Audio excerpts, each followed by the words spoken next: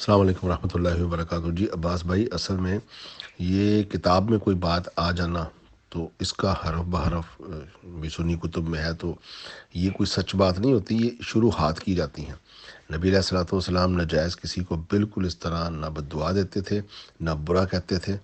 یہ جو ہے نا، جن کے حق میں نبی علیہ الصلوۃ والسلام نے بددعائیں اور جن کی برائی بتائی ہے نا، ان کو بچانے کے لیے پھر یہ نا شروحات کے اندر اس طرح کی بات لکھتے ہیں۔ جب نبی علیہ الصلوۃ والسلام نے ابن عباس کو بلا بھیجا کہ معاویہ کو بلا کر لاؤ، اور وہ معاویہ کو بلانے گیا اور 3 دفعہ بلانے گیا تو وہ نہ آیا، تو اس پر اللہ کے نبی علیہ الصلوۃ والسلام نے بد دعا دی، اللہم لا یشبع اللہ بطنہ، کہ اسے کہا گیا تھا کہ وہ کھانا کھا رہا ہے، تو اللہ کے نبی نے فرمایا جا، اللہ تیرا پیٹ کبھی نہ بھرے، اور نبی کی یہ بد دعا پھر اس کی زندگی میں ظاہر بھی ہوئی۔ تو محدثین لکھتے ہیں کہ وہ اتنا کھاتا تھا اس کا پیٹ ہی نہیں بھرتا تھا، وہ اتنا موٹا ہو گیا کہ بیٹھ کر خطبہ دینا پڑتا تھا ممبر پر، اور سب سے پہلے بیٹھ کر خطبہ بھی معاویہ نے ہی شروع کروایا تھا۔ اور کچھ اس کی اصلاح اس لیے کرتے ہیں کہ حکومت کر کر کے اس کا پیٹ نہ بھرا، 20 سال حکومت کر لینے کے باوجود، 20 سال تو ایز اے خلیفہ رہا تھا، 20 سال گورنر بھی رہا تھا، 40 سال حکومت کر دینے کے باوجود شرط کی مخالفت کرتے ہوئے یزید جیسے حرام خور کو امت پر مسلط کیا مرنے سے 4 سال پہلے، تو یہ حکومت کی چاہت سے بھی اس کا پیٹ نہیں بھرا۔ تو محدثین اس طرح بھی لکھتے ہیں۔ اب آتے ہیں آپ کی بات کی طرف کہ کسی نے شروحات بھی کی کہ نبی علیہ الصلوۃ والسلام نے کہا اگر میں کسی کو سب کروں، اگر میں کسی کو برا کہوں تو اے اللہ اس کے لیے جو ہے نا، اگر وہ اس کا اہل نہ ہو تو پھر تو اس کے لیے نیکی بنا دے۔ سب سے پہلے آپ یہ سوچیں گے کہ نبی کیوں ایسے شخص کو سب کریں گے، کیوں ایسے شخص کو برا کہیں گے یا بد دعا دیں گے جو اس کا اہل ہی نہیں ہے۔ یہ تو نبی علیہ الصلوۃ والسلام کی رسالت کے اوپر انگلی اٹھانے والی بات ہے۔ ایک طرف یہ دیکھ لیں، دیوبندی بریلوی وہابی کہتے ہیں کہ نبی تو بلکہ دلوں میں بھی جانتے ہیں کہ کیا اس کے دل میں ہے، غیب کا علم بھی رکھتے ہیں اور اس طرح کی باتیں بھی جانتے ہیں،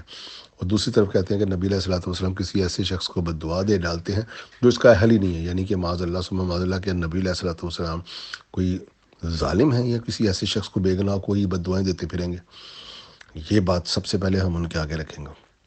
دوسری بات ہے، روایت کے اندر جو یہ بیان کرتے ہیں کہ اگر وہ اس کا اہل نہ ہو تو پھر اس کے لیے دعا بنا دے۔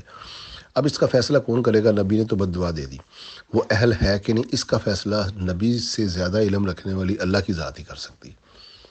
تو نبی نے تو سوچ سمجھ کر، جان بوجھ کر، دیکھ کر، پرکھ کر، حجت تمام کر کے اس بندے کو بد دعا دی یا اس کی برائی بتائی، تو آپ کہتے ہیں کہ جی وہ اس کا اہل نہیں تھا، یہ دعا بن جائے گی۔ بھئی وہ اس کا اہل نہیں تھا، یہ کہنا یہ نبی علیہ الصلوۃ والسلام کی نبوت کو سٹیک پر لگانے والی بات ہے۔ اس سے تو آپ یہ جو بندے کھیل کھیل رہے ہیں ان کے ایمان کے اوپر انگلی اٹھے گی کہ یہ کیسے کہہ سکتے ہیں کہ نبی علیہ الصلوۃ والسلام نے 3 دفعہ بلا بھیجا اور نبی ادھر موجود ہے، نبی بلا رہے ہیں بار بار، وہ نہیں آ رہا، نبی بد دعا دے رہے ہیں، تو آج کا مولوی اٹھ کے کہتا ہے کہ یہ اس کے لیے دعا بن جائے گی۔ تو یہ تو اپنے وہ ایمان کو پہلے جو ہے نا جانچ لے کہ وہ مسلمان بھی رہا ہے کہ نہیں رہا ہے، ایسی تشریح کرنے والا بندہ۔ یہ نبی علیہ الصلوۃ والسلام کے علم پر، نبی علیہ الصلوۃ والسلام کے ذات پر، نبی علیہ الصلوۃ والسلام کے اخلاق کے اوپر حملہ ہے کہ نبی ایسے شخص کو بد دعا دے سکتے ہیں جو اس کا اہل ہی نہ ہو۔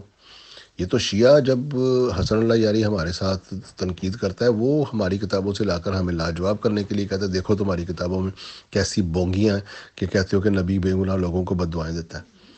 وہ تو اخلاق کے عظیم جو ہے نا رتبے کے اوپر فائز ہے۔ ان کا خلق العظیم، نبی کے تو عظیم اخلاق ہیں، اخلاقیات میں سب سے اعلیٰ ہے نبی علیہ الصلوۃ والسلام۔ وہ کسی بے گناہ کو کیوں بد دعا دیں گے، کیوں اس کی برائی کریں گے؟ کبھی نہیں کریں گے۔ تو لہٰذا جو بھی معاویہ کو بچانے کے لیے آپ کو یہ روایتوں کی تشریح پیش کریں، ان کو یہ اسی طرح کا جواب دیں کہ آپ نے تو نبی کی رسالت کو سٹیک پر لگا دیا معاویہ کو بچانے کے لیے۔ السلام علیکم۔